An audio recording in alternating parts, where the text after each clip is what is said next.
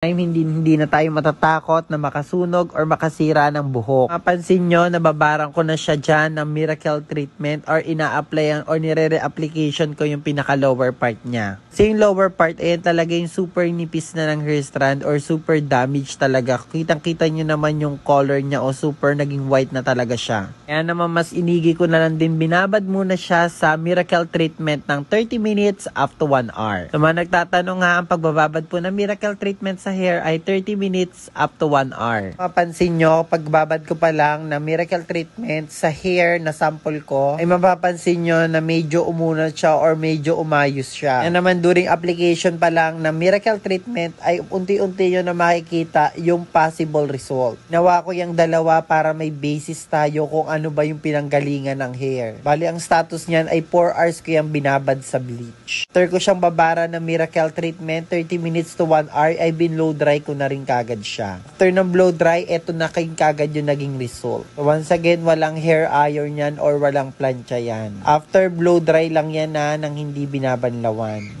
Kita nyo naman yung difference niya sa before and now. Ayan. Diba? Napaka-plakado talaga yung naging result. Naman hindi ako nagtataka talaga ay sobrang muntik na talaga ma-sold out ang item naming hair recovery miracle treatment. Dahil ito naman talaga yung product na nakaka-repair talaga ng damage. Alam niyo yung tipong wala na talagang pag-asa pero dito meron pa pala. Kaya naman kung gusto mo i-avail yung product ng The Unbeatables, check mo na lang sa Yellow Basket. Pwede mo ako i-PM sa aking personal account kung nasa ibang bansa ka. Muna nga rin palang kalimutan bisitahin ng aking profile para ma-check mo na din yung mga ibang tutorial videos ko. At syempre, wag mo na akong kalimutan i-follow. Thank you so much!